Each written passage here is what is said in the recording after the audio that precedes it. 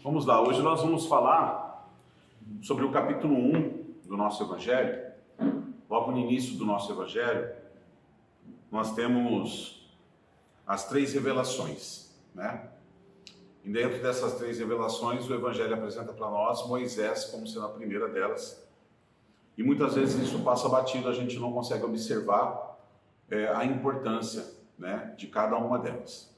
A primeira delas é Moisés, e ele apresenta Moisés para nós como alguém que veio num tempo mais difícil, que trouxe explicações que estavam condizentes com a evolução das pessoas naquela época. Então, nós éramos, aquele período, nós éramos bárbaros, nós éramos mais embrutecidos, e nós precisávamos de leis mais vigorosas, mais firmes, né, para a gente poder mudar a nossa forma de conduzir as coisas. E aí Moisés traz a grande revelação, ele tem esse contato com Deus, e ele traz uma coisa que muda tudo a partir dele. Ele é o estopim, ele é o ponto inicial disso, que é a crença em um Deus único. Até então existia o politeísmo, até então se acreditava em um Deus para cada coisa, né?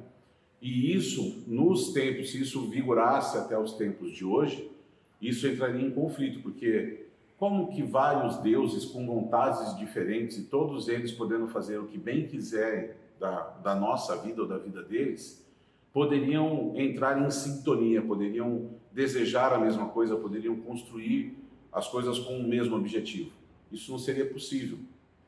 Então, a crença de um Deus único como fonte primária da existência do universo, como inteligência suprema que rege todas as coisas, que é inclusive a forma que a espiritualidade explica para Kardec, quando Kardec pergunta que é Deus. Ele não perguntou quem e nem o que.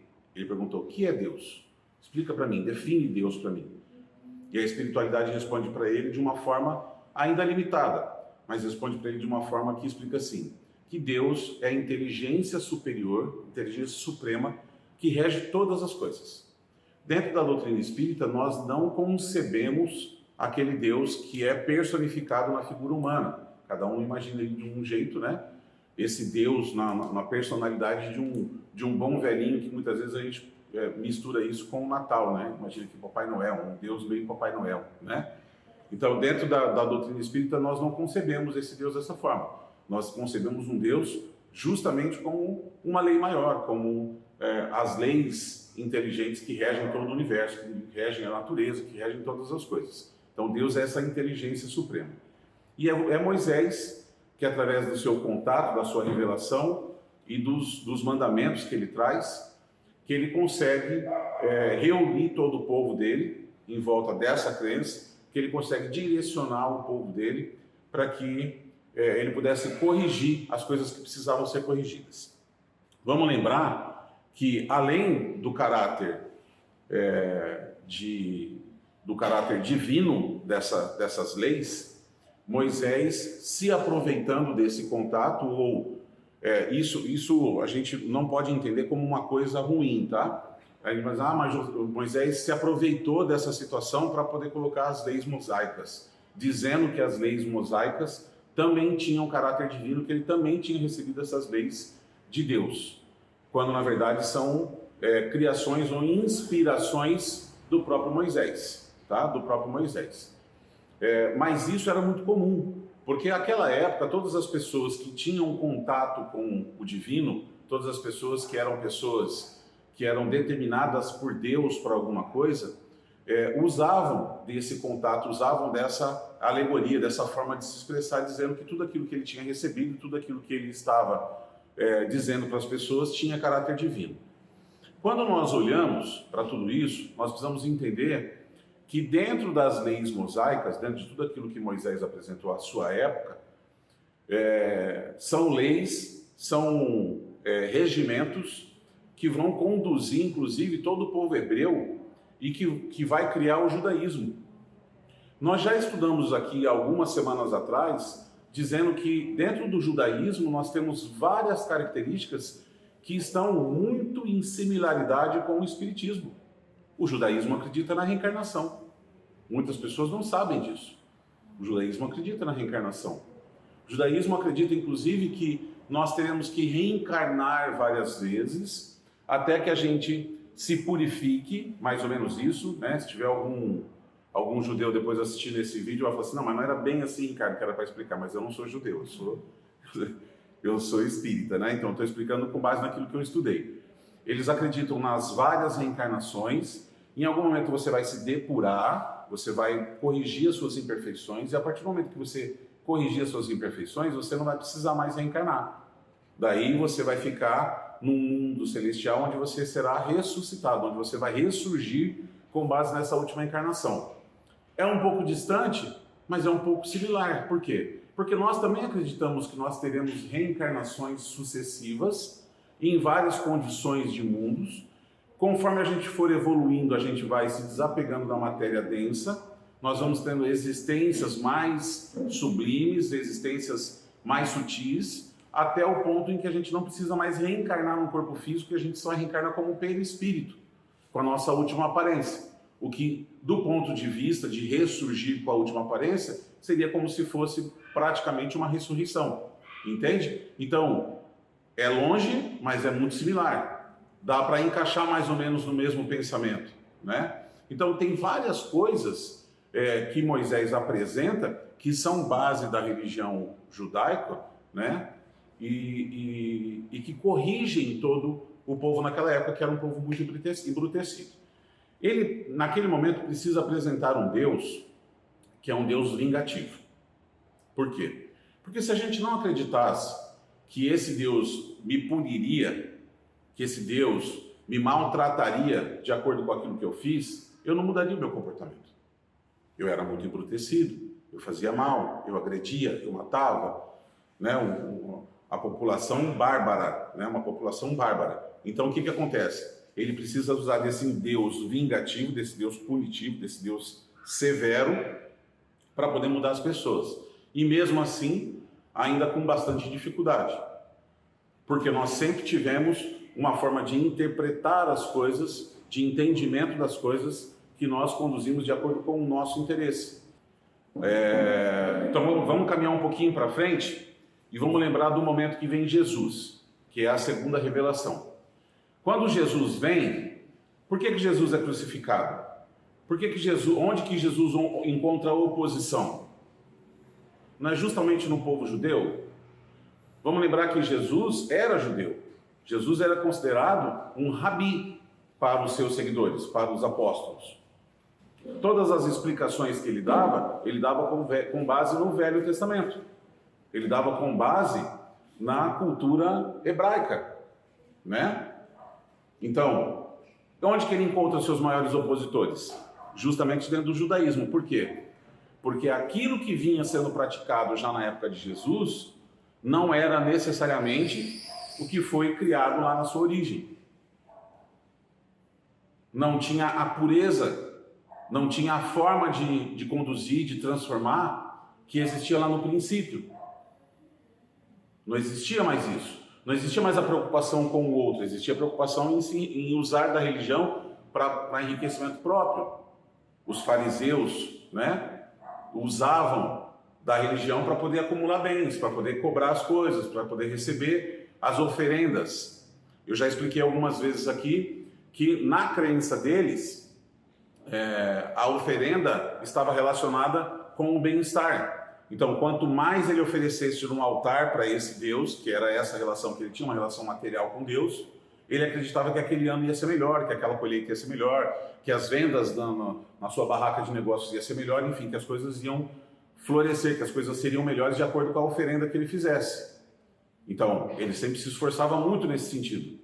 Lembra da passagem em que Jesus chega no templo e eles estão vendendo as coisas nas escadarias do templo e Jesus dá aquele sermão e ele corrige as pessoas, ele diz que as coisas não podem ser vendidas em nome de Deus?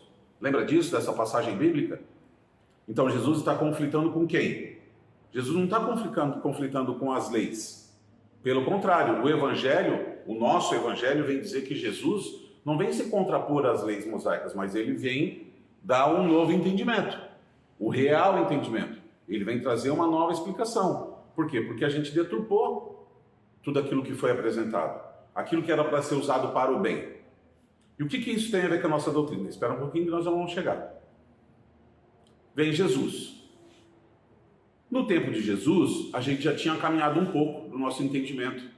A gente já não era mais tão embrutecido. A gente ainda era muito, necessitado de evolução. E Jesus vem justamente para trazer essa evolução para a gente, para ser o nosso empurrão. Vem trazer todo o evangelho dele e a forma dele de existir. E explica sempre as coisas de uma forma muito simples. Sempre, todas as coisas, aquilo que nós lemos na Bíblia normalmente, as passagens que nós lemos, as parábolas que nós lemos, normalmente usam exemplos muito simples no dia a dia. Pegam coisas que são muito fáceis de entendimento, mas a gente complica o entendimento. Jesus traz toda a explicação e apresenta um Deus que é diferente daquele Deus que nós conhecemos com Moisés. Ainda um Deus único, ainda a crença de um único Deus, mas um Deus já diferente. Ele vem e apresenta um Deus na figura de quem? Na figura de Pai. Ele se refere, ele se relaciona com Deus chamando Deus de Pai, de Criador. E explica para nós um Deus que é um Deus de amor.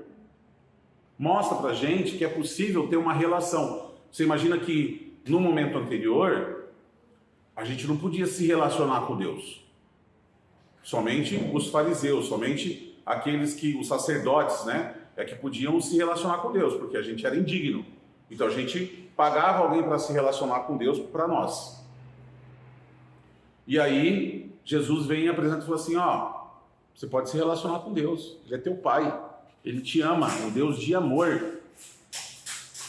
Que a princípio, no entendimento daquelas pessoas que ainda tinham um pouco de embrutecimento, poderia parecer um Deus mais fraco do que aquele Deus vingativo. Não, um Deus mais severo, punitivo, bravo, aquele Deus que briga, que castiga as pessoas, é um Deus mais poderoso do que um Deus que ama. Um Deus que quer o bem dos seus filhos, um Deus que quer... Depende do ponto de vista. Hoje nós temos um entendimento diferente, Mas pode ser que naquela época a gente entendia um Deus mais... Era entendido um Deus mais fraco. Com o passar do tempo, com o crescimento do cristianismo, a gente foi entender esse Deus amoroso, generoso, esse Deus que é mais poderoso, que é mais inteligente. Só que nós, com o passar do tempo, vamos lembrar que de Moisés para Jesus, nós temos 1500 anos. De Jesus para cá, nós temos 2000 e tantos anos. Então, com o passar do tempo, tudo aquilo que foi explicado por Jesus para nós também demos um jeito de fazer umas mudanças, de desviar um pouco do caminho, de dar um entendimento de acordo com os nossos interesses. E a gente foi ajustando as coisas. Nós fizemos uma cruzada em nome do Cristo e matamos pessoas. Nós queimamos pessoas na fogueira, achando que as pessoas que tinham mediunidade naquela época, que tinham desenvolvimento de alguma sensibilidade, a gente queimava. A gente usurpava a terra, a gente tomava as coisas das pessoas para enriquecer a nossa igreja. E quando eu estou falando isso, eu estou falando porque nós estávamos lá. Nós fizemos parte desse passado. Nós estávamos encarnados lá fazendo coisas no passado e por isso ainda estamos aqui. Estamos voltando para cá para tentar fazer tudo um pouco diferente. Mas, de novo, a gente começou a criar o conceito do orai por nós. Eu já falei algumas vezes aqui em outras palestras sobre a necessidade de ter alguém para falar com Deus em nome da gente. Da onde que a gente ressurgiu isso? Lá dos sacerdotes da época do Cristo era assim, do povo hebreu era assim. Por que depois na Igreja Católica ficou assim de novo? A nossa necessidade de controlar as coisas, de rezar uma missa em latim, de ter uma série de coisas para a gente ter o controle. Porque a gente não quer perder, porque a gente quer ter esse poder, essa capacidade de se relacionar com Deus é um poder. E que as pessoas buscam, porque no momento de desespero, de dor, de dificuldade, de vencer as coisas, nessa busca que tem de Deus, muitas vezes eu venho para o centro espírita, normalmente eu venho para o centro espírita porque está doendo alguma coisa. Normalmente eu vou no culto, eu vou na igreja católica, eu vou em algum templo buscar esse Deus, normalmente é porque tem alguma coisa que não está certa na minha vida. Dificilmente, quando as coisas estão fluindo, que está tudo voando em voo de cruzeiro, está tudo certo, tudo maravilhoso, tá? Olha, nunca minha vida seria tão boa. Vou lá na igreja porque eu estou precisando, vou lá no centro espírita porque eu estou precisando, estou sentindo falta de Deus porque está dando tudo certo. Normalmente não. Existem uns casos, por isso que eu não digo que é absolutamente, que é absoluto ou que é totalizador. Não. Muitas vezes a gente vai por conta da dor. Algumas pessoas, algumas vezes, vêm pelo amor mesmo, vêm pelo caminho do amor. Então o que acontece? Quando eu vou buscar esse templo, eu vou buscar essa igreja, eu vou buscar esse Deus, eu quero buscar alguém que me coloque em contato com Ele. Talvez por uma cultura que nós criamos de que a gente é indigno. Como assim eu vou falar com Deus? Não, eu posso até falar, mas, cara, eu sou só eu. Eu vou lá falar com aquele cara que está lá no centro, eu vou falar com aquele pastor, eu vou falar com aquele padre, eu vou falar com o Ricardo lá, eu vou falar com alguém lá, porque daí, tipo assim, ele tem um canal preferencial lá, né? Ele vai direto com os homens lá em cima, ele fala direto com o God, né? Não fala, passa a ser o mesmo. Todos nós somos filhos, não tem ninguém nessa terra que tem poder maior. Ninguém. A gente elege muitas vezes os homens a posições para nos conduzir, mas é para conduzir o povo, para conduzir os encarnados. Isso não tem nada a ver com o poder divino. Nada a ver com o poder divino. Todos somos iguais perante Deus. Então, por essa necessidade nossa de buscar, a gente mesmo vira refém, porque a gente dá o poder para quem não tem.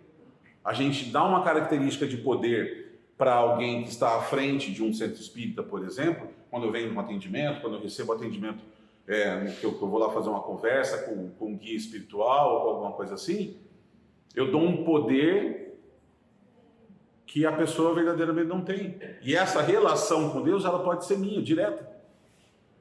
Mas, de novo, a gente errou, né?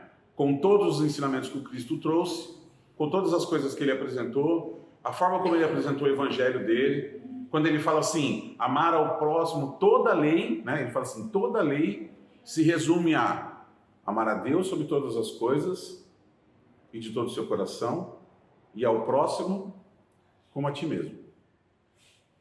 Gente, isso é tão grande, isso é tão profundo, que se a gente soubesse fazer isso, a gente não precisava mais de lei nenhuma no mundo.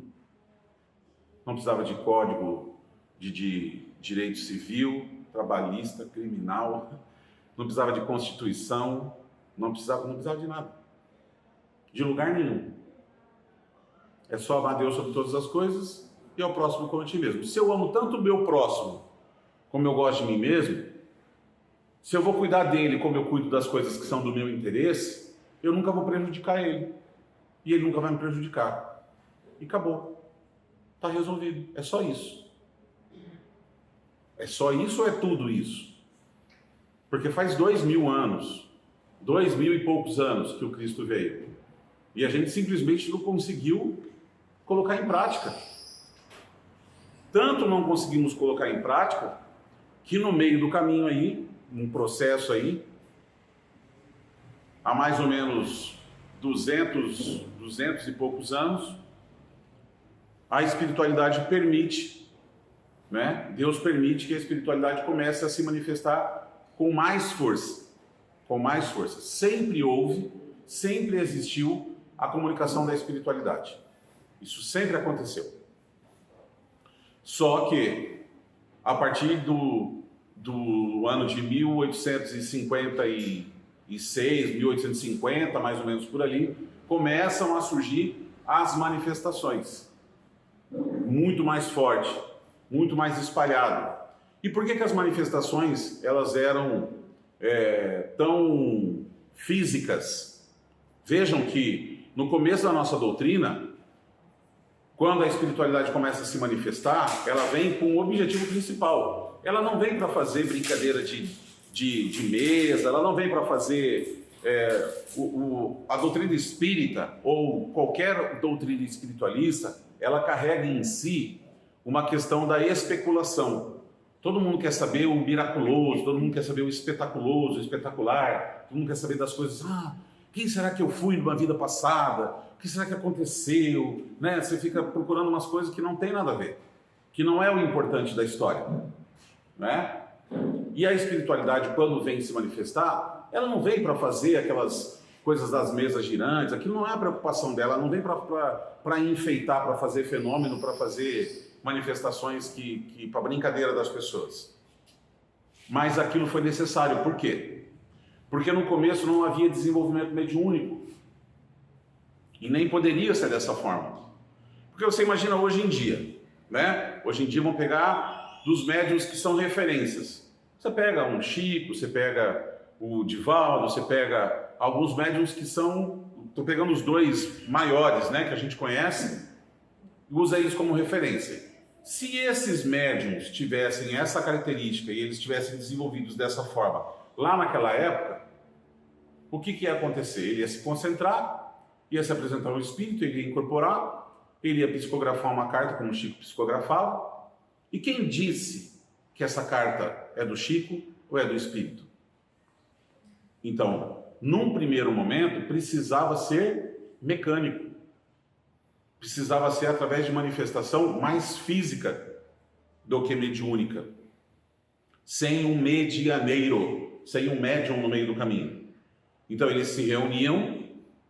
Era a sociedade de Paris, naquela época, usava isso como encontros, né? Era o rolê daquela época, né? Era o point daquela época. Eles se reuniam nas casas das pessoas, se reuniam em volta das mesas e eles faziam várias formas de se comunicar. Uma das formas que eles faziam de se comunicar era segurar uma cesta de vime, uma cesta de madeira, com um lápis enfiado no meio, e a cesta se movimentava, e ela ia escrevendo as letras, e eles iam pegando as letras, iam formando as palavras, formavam as frases e formavam os textos para serem lidos. E toda a comunicação começa dessa forma, que chama a atenção do professor Rivail, Hippolyte Léon de Nizar Rivail, que é o nome real de Allan Kardec. Allan Kardec é um codinome, né, que ele adotou justamente para não ser tão valorizado, para que a gente não ficasse tão apegado ao nome de Kardec. E esse professor Rivail, que era um pesquisador, ele falou: opa, peraí, mas como assim tem uma cesta escrevendo alguma coisa? Cesta não escreve nada, não tem inteligência por trás de cesta. Só que o que os caras perguntavam, né? Perguntavam perguntas bobas, perguntinhas de diversão, né? Perguntavam coisas de distração. E Kardec, quando vai, ele é convidado, ele vai para conhecer esses eventos, ele chegava e falava assim: opa, peraí, tem alguma inteligência. Primeiro ele desvendou para ver se tinha alguma coisa, montagem ali, se tinha alguma falcatrua, né? Não identificou nada de errado. Ele falou: então vou começar a fazer pergunta difícil. E começou a fazer pergunta. E a espiritualidade continuou respondendo. E trouxe respostas bem estruturadas. E a partir disso chama a atenção dele, ele começa a se debruçar sobre esse estudo, e a partir daí surge a doutrina espírita, né? Então ele vai escrever, ele vai compilar essas respostas. Depois disso, o segundo livro, o primeiro livro é o Livro dos Espíritos, né, com 1000 e poucas perguntas e respostas. Depois disso ele escreve o Livro dos Médiuns, que ensina a desenvolver a mediunidade, e ele começa a trabalhar e desenvolver a mediunidade. A partir daí começam a surgir um monte de médiuns que vão facilitando as comunicações. E ele, nas reuniões mediúnicas, faz as perguntas, e as respostas vêm de vários lugares. Ele pergunta para a espiritualidade: olha, eu quero saber tal coisa, e faz a pergunta. E a resposta, às vezes, não vem dali. A resposta vem de outros lugares, onde as pessoas recebiam uma psicografia, colocavam o endereço e mandavam para Kardec. E ele pegava essas respostas que eram iguais, a metodologia dele científica de confirmar se ele deveria ou não acreditar naquilo, é pela comparação das respostas. Ele recebia várias respostas de lugares diferentes sobre a mesma pergunta. E ele comparava essas respostas e falava assim: olha, pessoas que estão em lugares tão distantes e diferentes não poderiam ter a mesma resposta para essa pergunta que eu fiz, a não ser que fosse verdade. né? Então ele considerava aquela resposta verdade mediante essa comparação. Então, gente, a partir disso, a espiritualidade vem explicar para nós o quê? O que é o nosso Evangelho segundo o Espiritismo? É o Evangelho do Cristo. Só que trazendo novamente uma interpretação sobre aquilo que nós não conseguimos compreender, sobre aquilo que nós fizemos uma interpretação de acordo com os nossos interesses, sobre uma relação com Deus que, de novo, é uma relação de petição, uma relação de serviçal, onde nós pedimos as coisas para Deus e Deus tem que cumprir, porque senão eu fico bravo com Ele. É uma relação onde Deus está lá para atender os meus caprichos, para proteger os meus, onde a justiça pouco importa. Ah, mas eu plantei um monte de coisa de errado e eu quero frutos bons da minha vida. Vou orar para Deus, Deus vai me dar. Ele vai me perdoar e vai fazer tudo de top para mim. E a justiça de Deus? Que se lasque.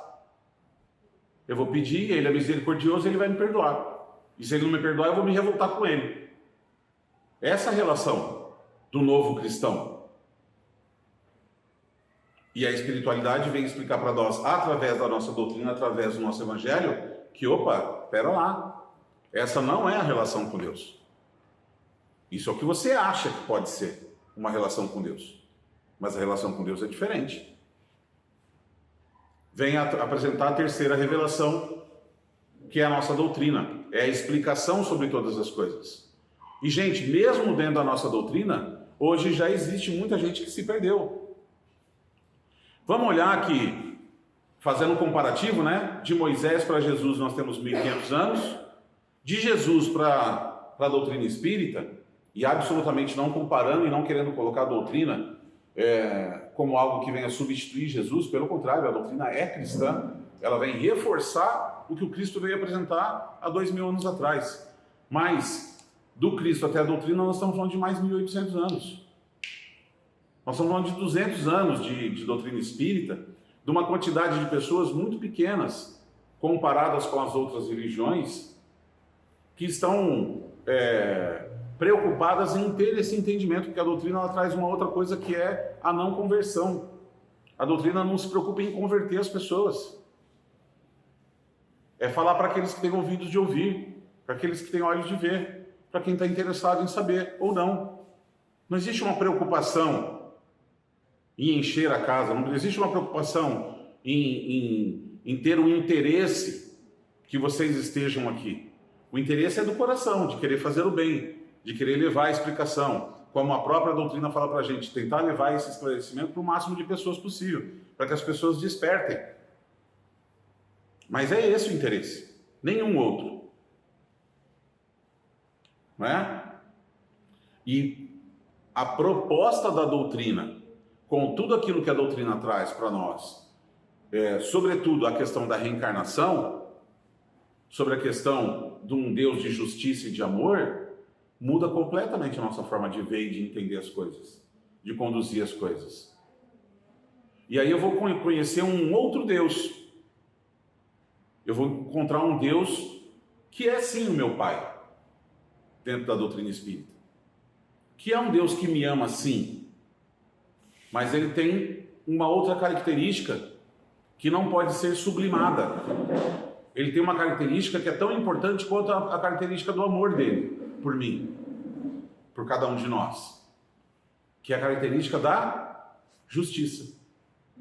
Então, primeiro nós tínhamos um Deus vingativo e punitivo que me massacrava se eu fizesse alguma coisa de errada. Por quê? Porque eu precisava desse cara brabo, que era Deus, lá de Moisés. Depois, Jesus vem apresentar um Deus que nós só pegamos a parte boa dele. Não estou dizendo que Jesus errou. Estou dizendo que nós pegamos o seguinte: Deus é Pai, o resto da frase, nós nem paramos para ouvir. Ele é Pai, então, o Pai faz isso aqui para mim, o Pai né? E passei a ter uma relação completamente distorcida com o meu Pai celestial.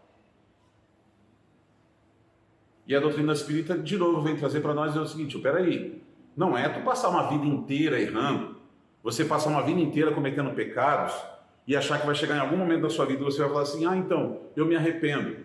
E pronto? Não, fera. Não funciona assim. Deus vai te perdoar, porque Ele entende a sua imperfeição. Foi Ele que te fez. Ele te criou imperfeito. E falou, filho, vai lá, filha. Faz suas escolhas aí, erra e acerta. E vai descobrir o que é o amor, vai descobrir o que é a felicidade, vai descobrir o que é a luz, vai descobrir o que são as coisas, vai evoluir, vai aprender. Mas vai pelos seus méritos. E leve o tempo que você precisa levar. E seja responsável por tudo que você fizer. E esse é o detalhe que nós não queremos. Por quê? Porque a gente quer o outro Deus. O segundo que Jesus veio apresentar para nós, né? Que a gente só pegou essa parte, que é um Deus Pai de amor, e que, portanto, por ser um Deus Pai de amor, eu acho que é um Deus bobinho, que eu posso fazer manha e Ele vai me atender, que eu posso pedir as coisas e Ele vai me conceder. Por quê? Porque Ele me ama. Se Ele não fizer, porque Ele não me ama. Para ser Deus, Ele tem que me amar. Então, se Ele não fizer, Ele não é Deus. A minha lógica. Eu destituindo Deus da capacidade de ser Deus, porque não está atendendo os meus caprichos. E me revolto contra Ele. Falo, nunca mais, eu não quero mais saber de Deus na minha vida. E você acha que quem? Que é Deus que está perdendo? Porque você não quer mais Deus na sua vida? Se tem alguém que está perdendo com essa revolta toda, somos nós. Porque todas as coisas sem Deus serão mais difíceis. A doutrina vem apresentar para nós essa parte da justiça divina, que vem dizer para nós o seguinte, olha, Ele te perdoa, fica tranquilo, Ele já te conhece. Só que como um bom pai, Ele vira para você e fala assim, filho, ó, tá tudo certo, eu sabia que você ia errar. Tá tudo tranquilo, só que agora você tem que voltar lá e corrigir as coisas que você fez de errado. Sabe aquela bagunça que você fez? Então, volta lá e arruma a bagunça. Volta lá e coloca a casa em ordem. Você não bagunçou tudo? Não deixou suas roupas tudo fora de lugar lá no seu quarto? Tá tudo misturado, gaveta aberta, tênis jogado. Já viram essa cena, não? Lençol todo amarrotado, travesseiro no chão, toalha molhada em cima da cadeira. Vai pensando na cena. Aí, o pai vai lá e vai roubar todo o quarto limpinho, vai deixar tudo lustradinho, bonitinho, e o filho vai chegar e vai estar tudo organizado? Não, né? Não. Ele vai falar, filho, volta lá e arruma a tua bagunça. Coloca todas as coisas no lugar. Para te ajudar, eu vou te dar uma coisa que é uma lâmpada que você vai instalar na sua vida que se chama Evangelho. Você vai instalar essa luz na sua vida. Quando você acende uma luz de um quarto que está bagunçado, as coisas se arrumam sozinhas? Cada coisa sai correndo para o seu lugar? O tênis vai para o lugar dele, a toalha que está molhada corre lá e pula no box. Tudo se arruma sozinho, né? Como um passo de mágica, certo? Não. O que acontece quando você acende a luz de um quarto que está bagunçado? Você vê aonde está a bagunça. Essa é a luz do nosso quarto bagunçado. Através dessa luz, eu vejo aonde está a minha bagunça.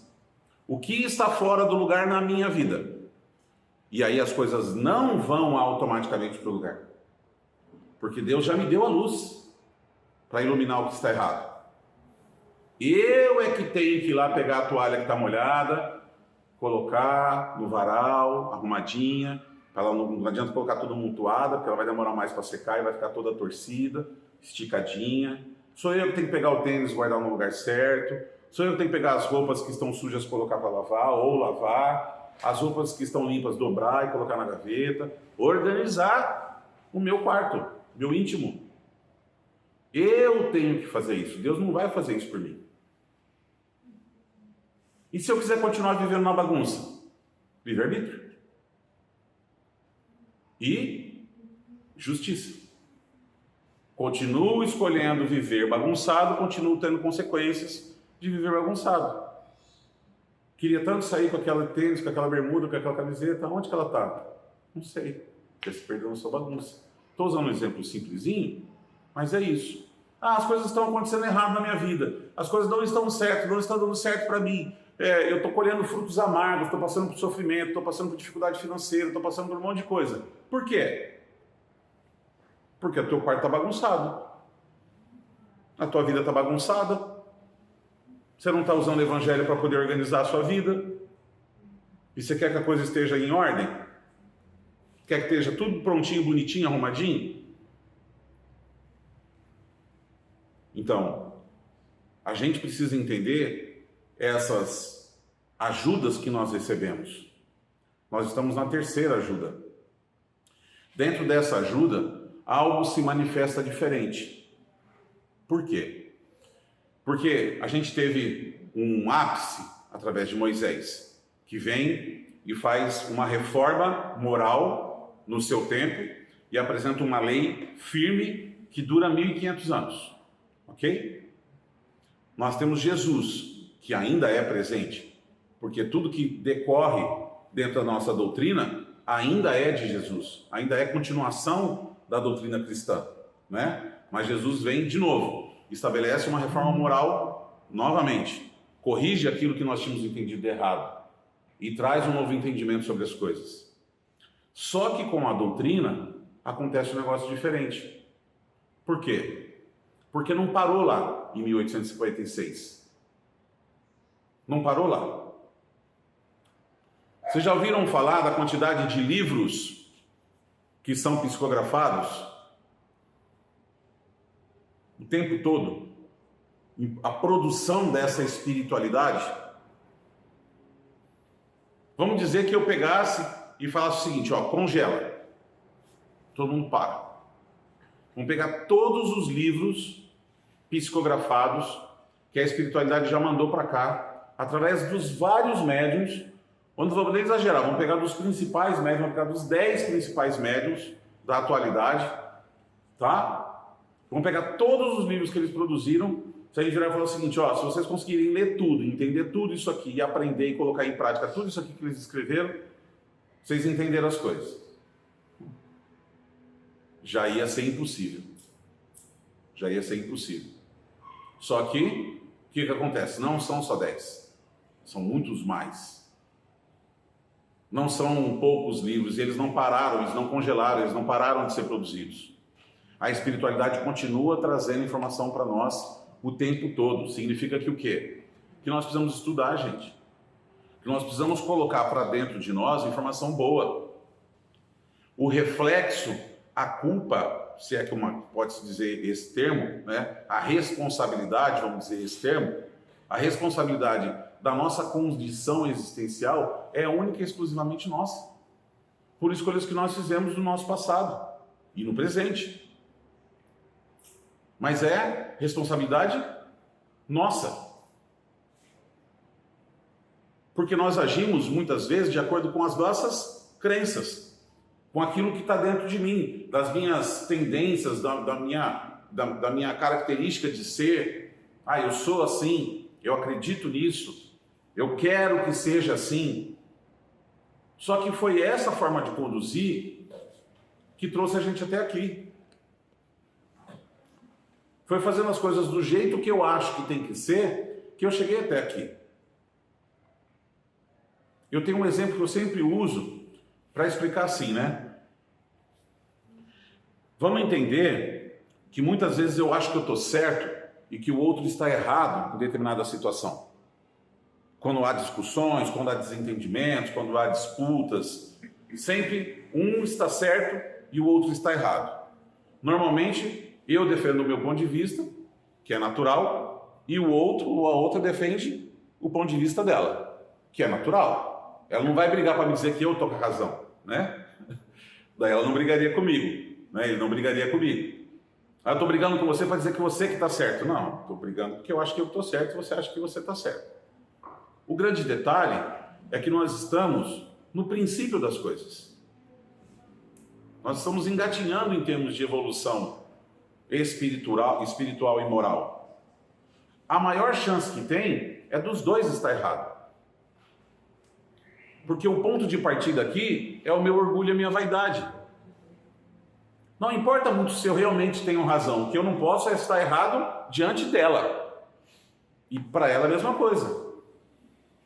Eu até sabia que ele que estava certo, mas eu não vou ceder. Então, na grande maioria das vezes, os dois lados estão errados, justamente por já estabelecer essa disputa. A gente está no princípio, a gente não tem certeza de nada. Como que a gente pode ter razão de alguma coisa? A gente tem que estar com a cabeça aberta para aprender. Só que a gente é tão convicto das nossas razões, das nossas tendências, das nossas crenças, do eu, do meu, dos meus interesses, que eu não dou espaço para coisa nova na minha vida. Eu não dou espaço. Então eu continuo fazendo as coisas do jeito que eu acho que tem que ser. Qual é a chance de eu acertar? Se eu for pelo mesmo caminho, eu vou chegar onde? Gente, eu tenho um mesmo caminho, eu estou seguindo esse mesmo caminho tantas vezes. Eu vou chegar onde? No mesmo lugar. Como que eu posso querer chegar num lugar diferente se eu uso a mesma rota, o mesmo modo de fazer, os mesmos passos, a mesma tendência, as minhas características? Eu preciso trazer para dentro de mim características que não me pertencem. Coisas que quando eu abro um livro como esse, ao acaso, e eu faço a leitura dele, essas coisas que eu leio me impactam, porque eu não estou contido aqui. Aqui não tem nada de mim. Ou aqui não tem nada do que está nesse livro. E eu sinto necessidade de ter coisas que estão nesse livro na minha vida. Então, isso aqui é o adubo bom. Isso aqui é informação boa, que vem me reformar. Por isso que nós falamos de reforma íntima. Reformar o meu íntimo. Significa pegar os ensinamentos que até então eu adequei, eu adaptei para as minhas realidades, na época de Moisés, na época do Cristo, e agora estou fazendo de novo na doutrina espírita. Ao invés de eu adequar isso para as minhas necessidades, para os meus interesses, eu vou adequar a minha vida de acordo com o que está aqui. E para reformar, gente, já viu reforma? Organizadinha, limpinha, sem barulho, sem quebra-quebra. Para reformar tem que quebrar parede, tem que quebrar crenças, tem que quebrar um monte de valores, tem que quebrar um monte de costumes, tem que quebrar, mas eu quero me reformar, eu quero Jesus na minha vida, mas eu quero que Jesus se adapte ao meu modo de viver. Entendeu? De segunda até sexta, eu sou cristão até o osso. Sexta-feira à noite, eu vou pro rolê ferver e só volto no domingo. Daí eu sou do mundo. Daí na segunda-feira, eu sou cristão de novo. Ai, Senhor, me perdoa o que eu fiz no final de semana. Meu Deus do céu. Tenho vergonha do que eu fiz no final de semana até sexta. Sexta-feira, ô amigo, ô amiga, ô não sei o que, vamos.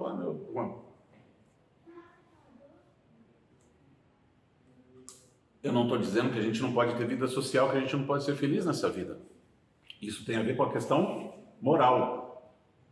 Tudo posso, mas nem tudo eu devo. Nem tudo me é lícito. Nem tudo eu devo fazer. A questão da moralidade tem que ser o cerne.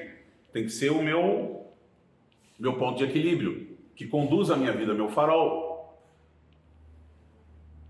E sem eu colocar essas coisas para dentro de mim, sem eu pegar adubo, informação boa, que me reforma, que quebra os meus paradigmas, que quebra as minhas crenças, que me mostra um jeito diferente de também ser feliz, eu não vou conseguir fazer isso.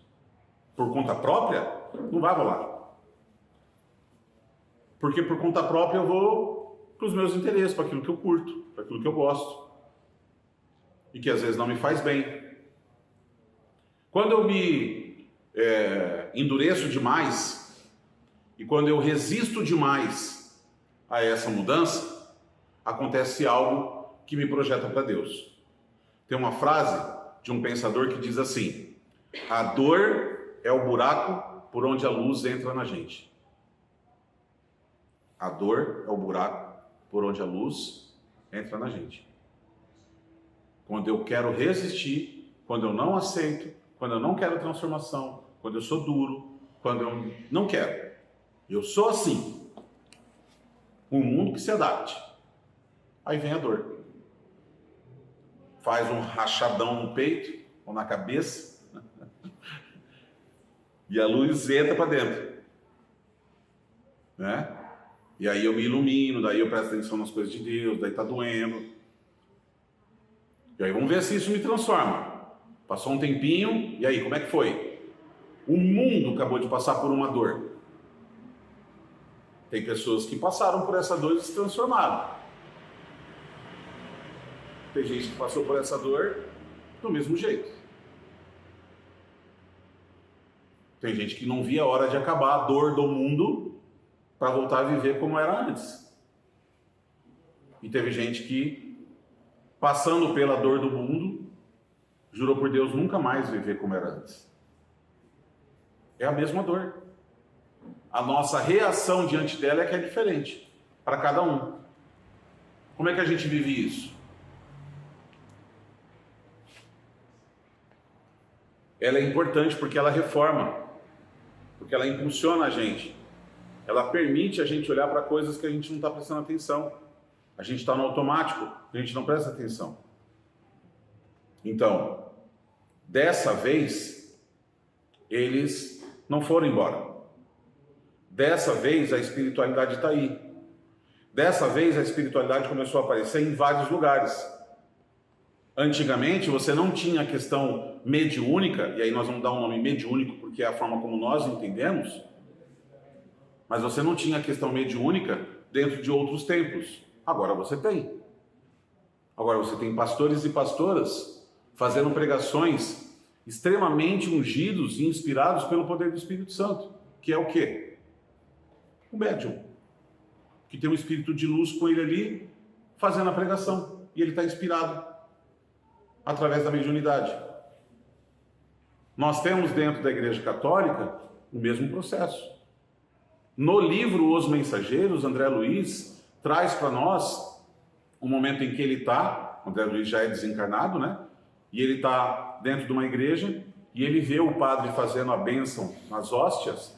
As pessoas que estavam prestando atenção na missa chegam para receber a hóstia, colocam a mãozinha, o corpo de Cristo, ele recebe, levanta a hóstia como se fosse uma lâmpada acesa, coloca dentro da boca e a pessoa se ilumina. E tem um espírito de luz atrás do padre fazendo esse passe, que é o nosso passe aqui, nas hóstias, para que elas se acendam. As pessoas que estavam distraídas durante a missa chegam para receber o corpo de Cristo, pegam uma hóstia cinza, colocam dentro da boca, não tem nada, volta, senta e continua prestando atenção, conversando, mexendo nas coisas como estava acontecendo antes. Porque não estavam ali. Mas o processo mediúnico todo explicado por André Luiz num livro espírita sobre o que acontece dentro de uma missa. As orações em dom de línguas, o que são? A não ser a mediunidade. Então a gente começa a perceber esse espiritual se expandindo e tomando corpo e tomando presença em vários lugares. E a gente precisa entender que o mundo não será espírita. Isso não vai acontecer. O que vai acontecer é que a espiritualidade vai se manifestar em todos os lugares. E todos os lugares se adaptarão a essa nova realidade.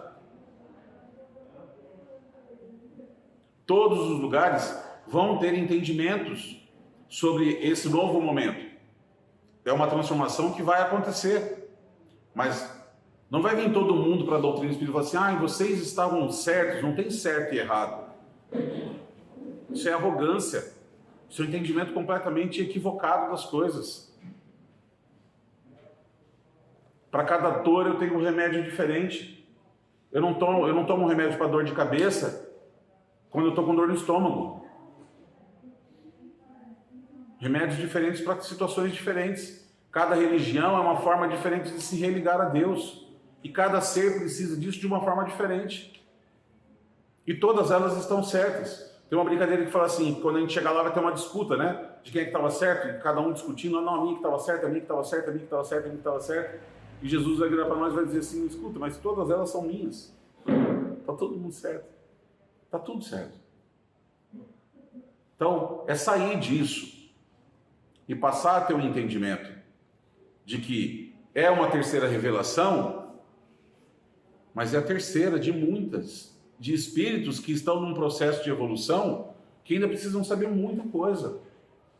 Então, gente, A premissa básica para a gente aprender alguma coisa é a gente sair da zona de conforto.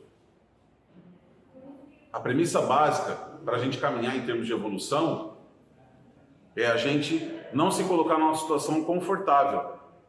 Eu preciso buscar aquilo que eu não conheço. O que você já conhece? O que você já sabe? De tudo aquilo que a gente conversou aqui, com certeza tem algumas coisas que você já sabe. E tá tudo certo. O que você sabe, tá legal. O que você não sabe, isso é o que importa. Eu preciso saber. Eu preciso estudar. Eu preciso me dedicar para as coisas de Deus. Eu preciso ter um momento da minha semana que eu vou estudar, que eu vou me dedicar para aprender as coisas que eu não sei. Porque essas coisas são as importantes. As perguntas. Aquilo que eu preciso aprender. Você é resultado hoje daquilo que você já sabe. O que você vai ser no futuro? Resultado do que você já sabe hoje? É uma escolha. Você vai estar estagnando o seu processo de evolução. Você quer ser melhor? Você deseja ser uma pessoa melhor? Se sim, se a resposta é sim, eu não posso parar de colocar adubo bom no meu coração. Eu não posso parar de colocar informação boa para dentro de mim. De fazer essa reforma que é tão necessária para a minha existência como espírito. E eu estarei imune às coisas que podem acontecer? Absolutamente não. Isso não é uma barganha. Olha, Jesus, estou fazendo umas paradas aqui para o senhor, estou fazendo uns estudos, estou ajudando um povo aí que está precisando. Enquanto isso, o senhor tira as paradas da minha vida, tá? Só luz, prosperidade, muito ouro e está tudo certo. É assim que funciona? Não. Não é essa a relação. Inevitavelmente eu terei que colher os frutos daquilo que eu plantei até aqui, incluindo essa vida e as vidas passadas. E preciso parar de plantar coisas ruins para que no futuro eu possa sim colher bons frutos. Então, é um tratado de consciência que eu preciso ter daquilo que posso viver ainda, e o que eu tiver que viver, vou viver com Jesus e será mais tranquilo, mas com certeza absoluta, vou passar a partir daqui, vou passar a plantar com Jesus, para que o meu futuro seja melhor. Isso só é possível eu não sendo quem eu sou hoje. Como é que eu faço para não ser quem eu sou hoje? Estou falando de negação, não, da gente falar assim, não, eu não me identifico mais em mim, não, sai dessa pira. É de não comodismo. Como é que eu faço para não ser quem eu sou hoje? Eu preciso me transformar. Eu preciso ser amanhã melhor do que eu fui hoje. E assim todos os dias. Procurar evoluir, procurar melhorar a minha forma de fazer as coisas.